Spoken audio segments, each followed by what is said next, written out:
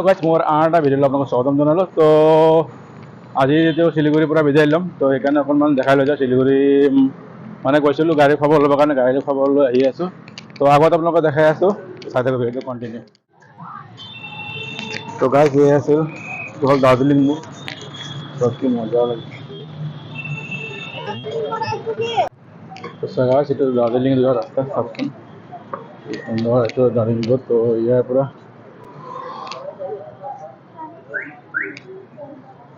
সব গাড়ী ইয়াতে পাব। দাৰ্জিলিং যাওক য'ত যাওক পাই যাব গাড়ী ইয়াতে। কি সুন্দৰ চাওকচোন। অকণমান আপোনালোকক ভাবিছোঁ যে দেখাম বুলি আহিছোঁ, তো সেইকাৰণে ভাবিছোঁ অলপ দাৰ্জিলিং ৰাস্তাটো চাই আহোঁ। আৰু কিমান দূৰ যাব পাৰোঁ মই গেটলৈকে যাই আপোনালোকক দেখাই আছোঁ। গাইজ ইয়াৰ পৰা দাৰ্জিলিং হৈ আছে আপোনাৰ 77 কিলোমিটাৰ। তো গাইজ আপোনালোকক দাৰ্জিলিং ৰাস্তাটো দেখালোঁ আপোনালোকক। আকৌ কি ভাবিলোঁ কি কৰিম আৰু উপায়টো নাই, সেইকাৰণে অকণমান দেখাব চেষ্টা কৰিলোঁ। সেইকাৰণে দাৰ্জিলিং যোৱা ৰাস্তা এইটোৱে। তো এতিয়া বলক যাওঁ, যিহেতু গাড়ীৰ সময় আছে আমাৰ সন্ধিয়া। তো গাড়ী সময় সন্ধিয়া আপোনাৰ 7টাত এৰিব। তো আমি ৰুমটো এৰিব লাগিব 4টা বজাত। ভাবিছোঁ 4টাত আগতে গুচি আহোঁ, গাড়ীটো চাব উপায়টো নাই। তো সময় লাগিব 3 ঘণ্টা। সেইকাৰণে অলপ খোজকাঢ়ি যাওঁ আৰু দাৰ্জিলিং ৰাস্তাটো দেখাই আহোঁ।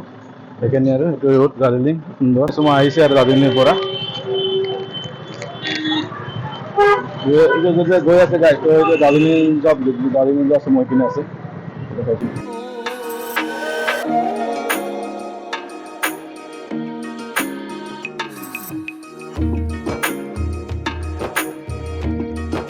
তো গাইজ এতিয়া আমি ওলাইছোঁ, যিহেতু আমাৰ গাড়ীৰ টাইম আছে ৰাতি 7টাত।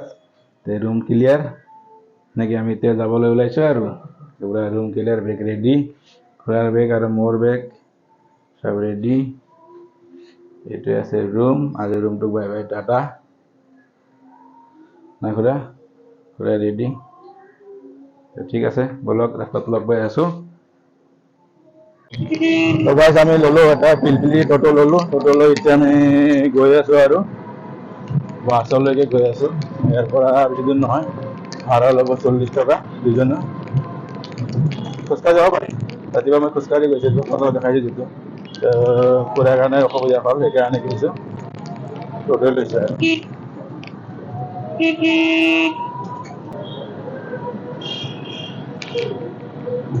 ঠাইখিনিৰ নাম হ'ল প্ৰধান নগৰৰ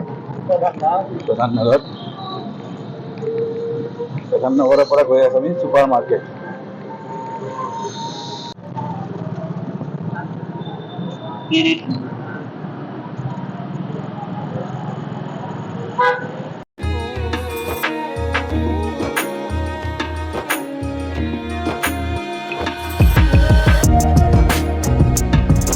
So guys, सब्जी मार्केट, सब सब्जी मार्केट सब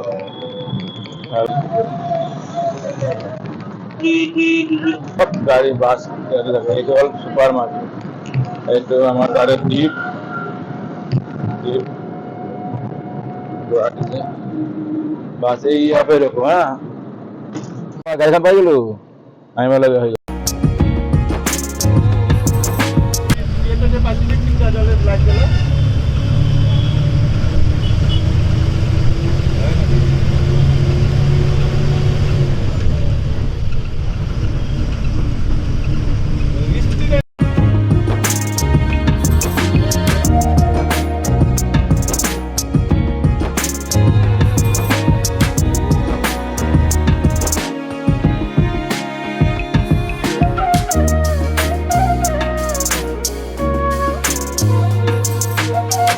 এইটো আছিল শ্বপিং মল এইটো। তো গাইজ আজি গৈ আছোঁ শিলিগুৰি টু অসম জাৰ্ণি। তো বেছি দূৰ আহিলে গাড়ীখন। তো আপোনালোকক মই আজি ৰাতি শ্বেয়াৰ কৰিম আৰু। তো ভিডিঅ'টো কণ্টিনিউ চাই থাকিব আজি।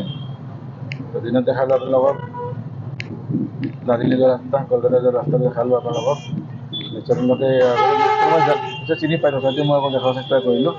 তো আজি গৈ আছোঁ ৱেষ্ট বেংগল টু অসমলৈকে জাৰ্ণি। কণ্টিনিউ ভিডিঅ'টো ৰাতি ভিডিঅ'টো চাই থাকিব।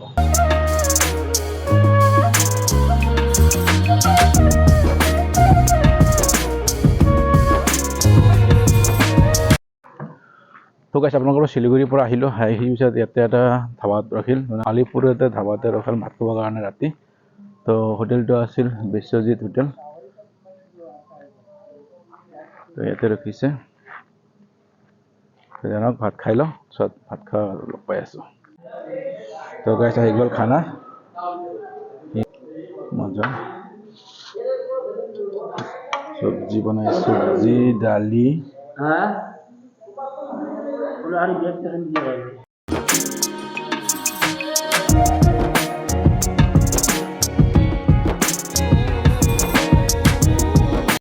তো গাইছ খাই লোৱা হৈ গ'ল কিন্তু একে ফাল্টু খাবা কি ক'ম আৰু খাই ভাল লগা নাই তথাপি খাব লগা উপায় নাই পেটত ভোক লাগিছে সেইকাৰণে খাই ল'লোঁ গাইছ তো ইয়াতে কামাখ্যাগুৰি কয় মানে খাছ নহয় ধাবাটো বিশ্বজিৎ ধাবা খাই লোৱা হৈ গ'ল এতিয়া আৰু ৰাতি আৰু কি দেখাম তাত গৈ যিখিনি পাৰোঁ দেখাৰ চেষ্টা কৰিম তো এতিয়া The next day.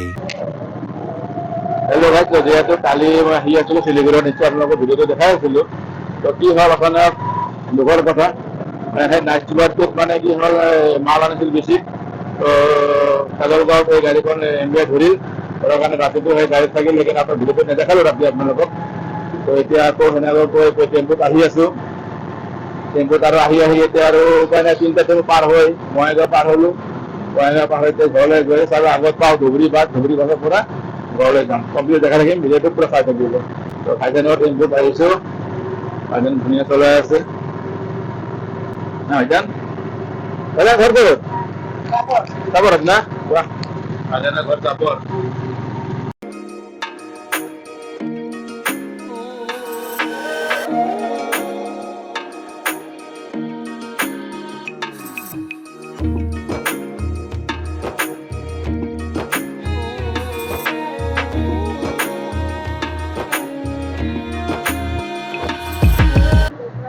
তো গাইছ এনেকুৱা আহি কি ক'ব দুখৰ কথা পিছত আকৌ ভালকৈ আপোনালোকক জনাম ঘৰত গৈ কি ক'ব কপালত থাকিলে হয়েই এইটো আহি পালোঁ টলঙীয়া বুলি কয় সেইটো হ'ল টলঙীয়া চাওক কি ধুনীয়া ব্ৰিজ বনাই অভাৰ ব্ৰিজ বনাই আছে টলঙীয়া এতিয়া আমি গুৱাহাটী গাড়ীত যাম আৰু গুৱাহাটী গাড়ীখিনি ৰখি আছোঁ গুৱাহাটী গাড়ী পালে আমি যাম আৰু তো গাইছ আজি কাহিনীটো কি ক'ম আৰু দুখৰ কথা এইটো মানুহৰ লাইফত এনেকুৱা নহয় কাহিনী মই আপোনালোকক ক'ম পিছত ঘৰত গৈ আপোনালোকৰ পিছত লগত যাইখানে পুৰা কমপ্লিট কৰি আছোঁ কেনে কি হ'ল তো গাইছ একচুৱেলি কি হ'ল জানেনে বহুত গুটি আপোনালোকক জনাইছিলোঁ যে মই পিছত কৈ আছোঁ তো কাহিনী এইটোৱে আছিল যিটো নাইট চুপাৰ শিলিগুৰিৰ পৰা আমাৰ অসমলৈ আহি আছিল সেই নাইট চুপাৰ আহি আছিলোঁ আমি 2জন পেচেঞ্জাৰ অনলি আৰু গাইছ কি ক'ব দুখটো আমাৰে গাইছ প্ৰচুৰ মাল আছিল গাড়ীখনত পকানে দত্তৰা নাইট চুপাৰ কমপ্লিট মাল পেচেঞ্জাৰ মাৰিলে অনলি 2জন আগতে নাছিল ৰাস্তাত 5জন নামিছে তো আছিলোঁ আমি 2জন ডাইৰেক্ট পেচেঞ্জাৰ যিটো ঘৰৰ ওচৰত আহিব সেইকাৰণে এইটোতো যাওঁ তো সেইটো কাৰণে আহিলোঁ সেই গাড়ীখন এমবাই ৰাস্তাত ধৰিল তো গাইছ কি কয় ৰাতি তেতিয়া আছিল 3টা তো ৰাতি 3টাত আমি আহোঁ কেনেকৈ কৰি থাকিলোঁ সেই গাড়ীত